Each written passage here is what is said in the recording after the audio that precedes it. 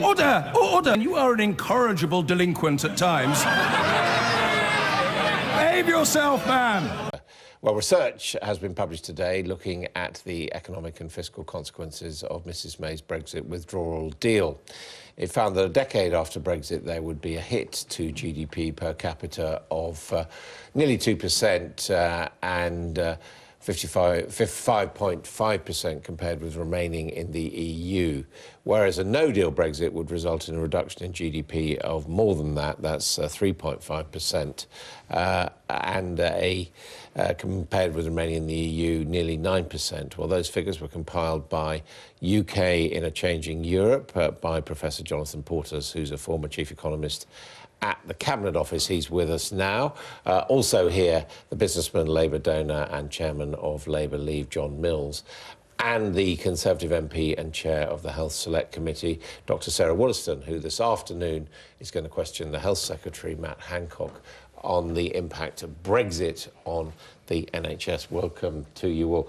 OK, Jonathan Portes, tell us what you think, really, the consequences of the options before the country are. Well, what we did was we looked at what's in the deal. And of course, there's a lot of uncertainty here because the political declaration about the future relationship, as you know, is vague and it's not legally binding. But we're assuming that what the Prime Minister has signed up to would essentially mean we stay in a customs union with the EU for the foreseeable future. And that means that there'll be no tariffs, trade frictions will be relatively small, but crucially, we are not going to get frictionless trade. In fact, the phrase frictionless trade, which the Prime Minister wanted, is conspicuously absent from any of the text we've seen. So there will be new trade barriers. So we factor that in. We've also factored in the reductions in immigration that will come as a result of ending free movement in introducing the government's new system, which will supposedly make it easier for people to come out from outside. So we're trying to factor that all in. So as you saw those numbers, there's a big range. There's a lot of uncertainty, but I don't think there's any serious doubt. There's a consensus among economists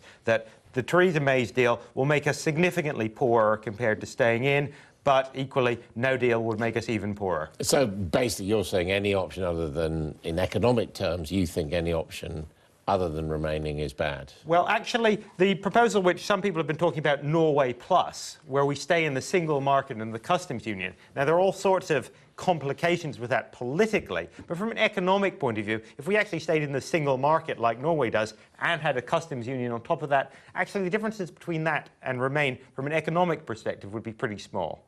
John Mills, what do you make of that? Well, I think it's very, very hard to project far ahead on these sort of numbers.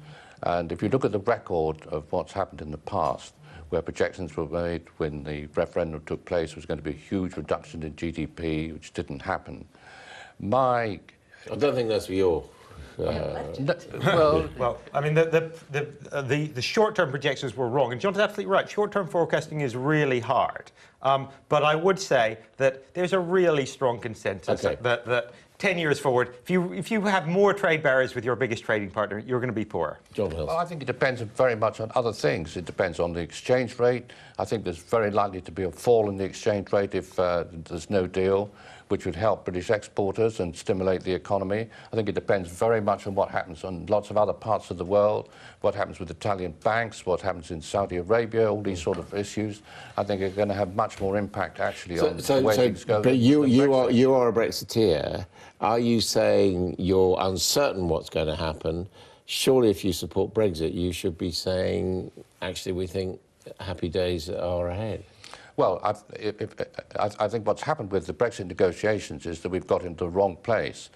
We've insisted on staying inside the single market and the customs union to some considerable extent, which the EU don't like. And this is what has caused the sort of contortions that we're now facing at the moment. If we'd gone for a free trade deal much earlier on, which is what the EU offered several times, I think we'd be in a much better place now. The difficulty we've now got is we've got only 3 months or so to go until the 29th of March, with a huge amount of uncertainty as a result of that, because we haven't prepared things in time. And in the short to medium term, the 3 years that government's planned for, are you saying whatever happens, we're going to have less money for public services? I think that's likely. But John is absolutely right. A lot of uncertainties. Yeah. What happens everywhere else matters a lot. But yes, on balance, that's correct. Do you think, 2019, 2020, 2021, there's going to, the tax take's going to go down. But well, again, I think it depends enormously on what happens to the economy. I mean, the projections we've got at the moment are the economy is not going to grow very fast, even assuming that the best you can reasonably expect from Brexit. I mean, I think if you did have different policies, you might have a fast rate of economic growth to offset some of the problems that we've got with Brexit. But I think, there's so many uncertainties, I think it's very hard to call. Mrs May, of course, says that there's going to be more money than there was on the side of Boris Johnson's bus, even although it's not necessarily coming from savings with the EU, but that's what she says. A huge mistake for her to refer to that number in her letter to the nation, because that has nothing to do with Brexit. As we've heard, there's no version of Brexit that's going to leave public services better off. I mean, you're sure of that? Absolutely. Well, we've heard economically, it's a fallacy to suggest that we're going to be economically better off after any version of Brexit. It's just there are some versions of Brexit that will leave us much worse off than others. I mean, you shifted around on this. I mean, you voted for Brexit, didn't you, originally? No, I was. I voted to remain, and during the campaign, as I sat in front of the Health Select Committee, listening week in, week out to the evidence of the harms it would cause health, social care, research, and public health, I came to the conclusion that it was absolutely not in our national interest, and certainly not in the interests of science, research, the health service. So the idea that there's some Brexit bonanza for the NHS is for the birds. She should not have used that figure. Well, again, I think you're back to the uncertainty of what the outcome is actually going to be. I mean, the economy has grown over the last 2 or 3 years since Brexit, despite the fact that everybody said it would go down. I think it's very, very. John. No, I understand that. I just think I think there are risks. They're certainly there, but I don't think you can be certain that it's going to be worse. And I think it might be better. I think it depends hugely on a whole range of other factors apart from just Brexit. We've even heard President Trump saying overnight that this deal isn't going to help to give us these fantastic new trade deals that we were promised. I mean, the fact is that we now have Brexit reality in front of us. Well, Donald Trump appears to be saying, just get out of the EU and then the big deal will be there. But then there are all sorts of other things. But the point is, we now know what Brexit reality is, as opposed to all the fantasy versions sold during the referendum campaign. So this is the point at which you can now go to people and say, this is the surgical procedure you're about to go through, and what are the risks and benefits, and give your informed consent. I mean, Jonathan Porter, that there is an argument, though, for someone in this country using public services, whether or not you think Brexit's a good idea, the correct thing economically would be to give the economy a big shot in the arm in terms of public spending and borrowing when we come out, and that could actually benefit public services. That's true, but I mean, you could do that, of course, without leaving the EU. I mean, I think the question of what the right stance of fiscal policy is, whether we should have more spending on public services, that's the sort of thing political parties argue about every day, quite rightly, and there are arguments on both sides. I tend to agree that we should be spending more, borrowing more, and spending more on public services. But I think what we are looking at in this study is looking at the long-term effects, looking 10 years down the line. What are the impacts of changing the structural characteristics of our economy? What are the impacts of changing our trade arrangements and our arrangements for immigration control over the medium to long term? And the bottom line is there that if you make trading significantly more difficult with your main trading partner, at the same time, and Sarah is right, and I did actually say for possibly the first time in my life this morning, Donald Trump is broadly correct. If you at the same time have difficulty in expanding your trade with third countries because you're still tied into a customs union, it's quite difficult to see how that makes you better off. I mean, John Mills, obviously, we're hearing concern here. We are only 122 days away from leaving the European Union. In economic policy terms, what do you think the government should be doing? Well, I think it should be stimulating the economy to keep the demand up and to avoid having sliding back. I mean, I think also what we should be pressing really hard for is as much of a free trade area because we can possibly accomplish with the European Union. I mean, I think it's... So the Norway idea you quite like? Well, I think there are all sorts of political problems with the Norwegian approach, not least the fact that they may not want to have us in there. I think what we need is some sort of settlement on all this, which is going to last. And one of the things that I'm really concerned about is that either the deal that the Prime Minister's putting forward or some of the alternatives are just going to leave us with the whole Euro issue going on. But your ideal Brexit, and you've been writing about this for decades, yes. Your ideal Brexit would have been what? Staying in the single market staying in the currency union? No, it would have been coming out of both of those, but having a free trade deal. And so that there wouldn't have been tariffs between the UK and the EU. There would have been some additional friction, but very small. I mean, I really do know something about that coming up, built up. I think it's quite wrong to suggest that there wouldn't be even if we have a free trade deal where tariffs are zero, there are very large additional frictions to leaving the single market. There are regulatory barriers. There are even customs barriers, even if you have no tariffs, because you still have to do checks on goods. And those would reduce trade. And the problems for science, health service and so forth are very little to do with tariffs and WTO rules. They're actually to do with those really close relationships that have built up over decades. Well, they are about accessing scientific material that's required. Of course, there are the frictions at the border that would be really important, but the point is they're nothing to do with tariffs. They're to do with friction at borders, and they're to do with the really close relationships that have built up over science and research that really make a difference, and people will notice them when they've gone. And things like the ability to travel with your European health insurance card.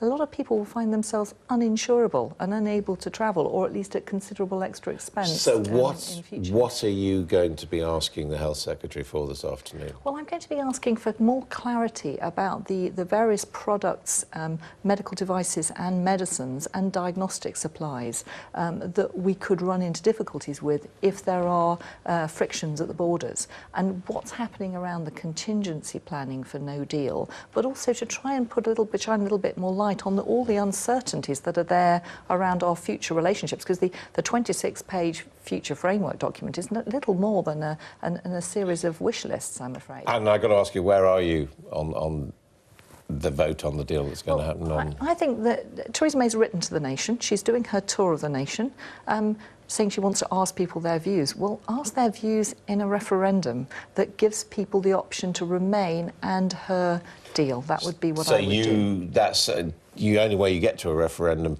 possibly, is by voting this down. So you're going to... Myself and other clinicians from across the House who, from a range of political parties, we're bringing forward an informed consent amendment to her deal, because what we feel is if we can persuade her to go to the people, then we'd be prepared to vote for her deal if she's prepared to put it to the people. But if she's not, you'll vote against this? I'll vote against it, because I think the point is I don't think there is valid consent to this deal. I think there are a number of problems with it. So I'd say to her, if you want to get this through the House, ask the people and take it back, because let's face it, there's no majority for anything in the Commons. Let's get real about this, and it's both main political parties are split, and there's no majority for her deal, there's no majority for no deal, there's no majority for EAF, all of these things. Good. We're at an impasse, so we have to go back. Thank you all very much indeed. Thank you.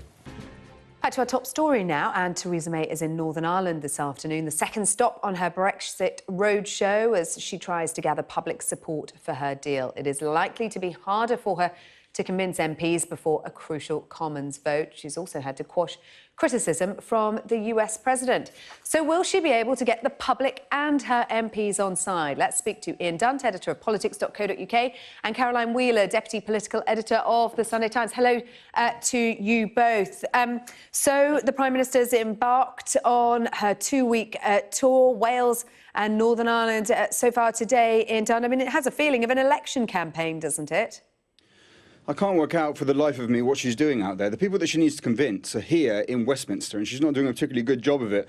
Looking at the debate yesterday, she actually seems to be in a worse position than she had been a few days before that, losing more and more MPs, and those who are against her speaking in harder and harder terms. So why she is suddenly going all around the country to convince voters who do not have a vote on this deal what it is that she wants is completely beyond me. Caroline, what's the thinking behind this? Because as Ian says, the public don't have a vote on this as yet.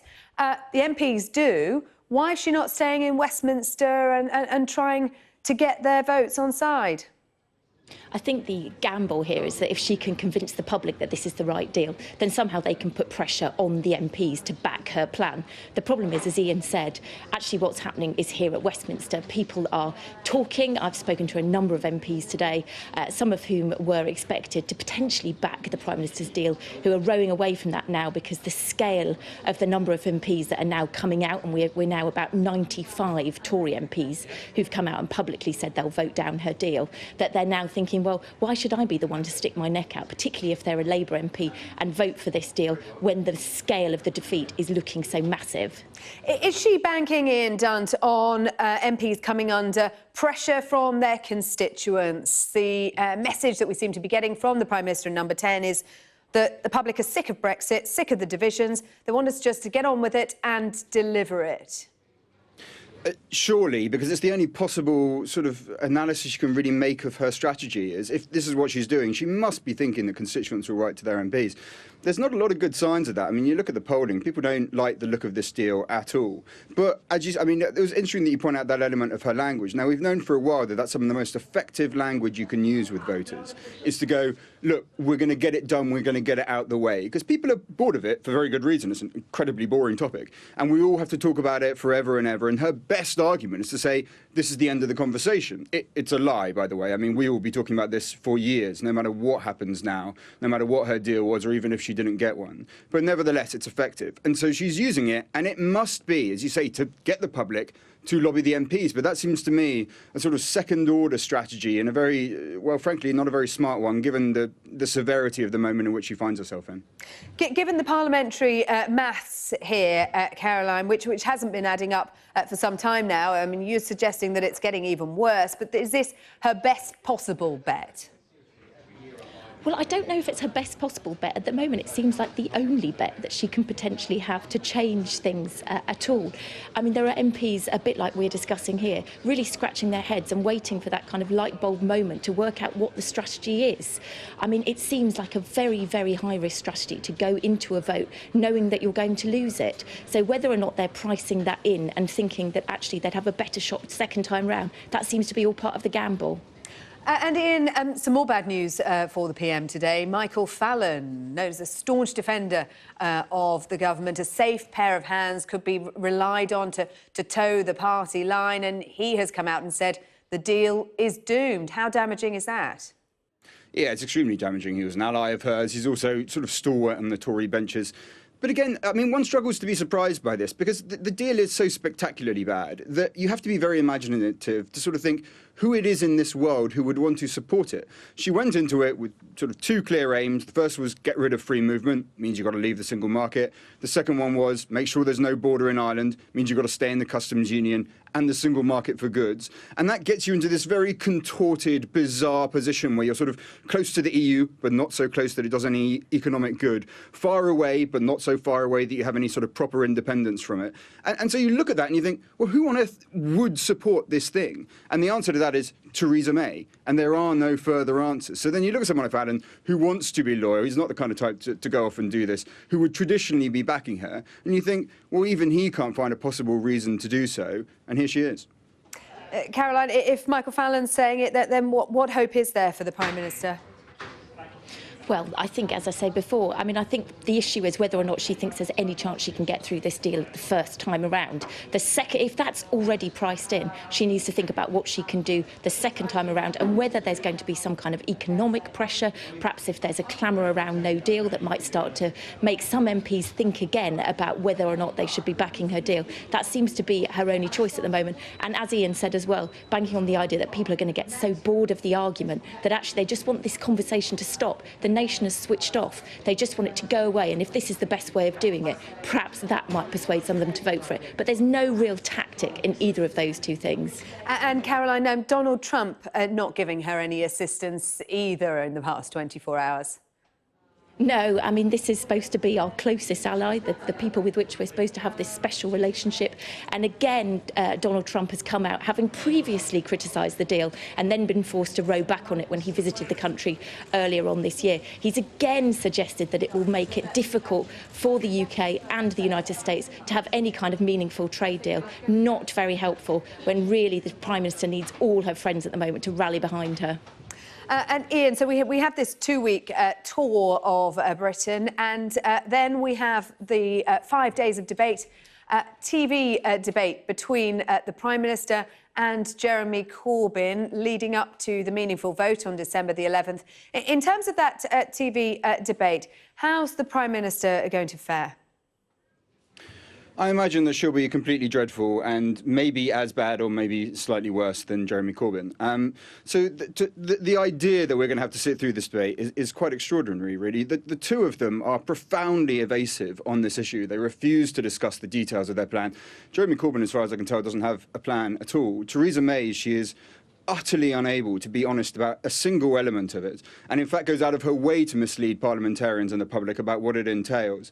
So the idea of the two of them sort of having a debate on this for hours, and neither of them are pretty good speakers, neither of them have a sense of humour, neither of them really are a forensic or intelligent in the manner that they speak about politics. Both of them look like they've struggled with the details of what it is that they are trying to deliver. So I'm afraid it's not going to make particularly appetising viewing, and I imagine it will end in pretty much the same position as we found ourselves in at the start. Sounds like you might be tuning into the I'm a Celebrity final instead in Downton. Caroline Wheeler, thank you both very much indeed.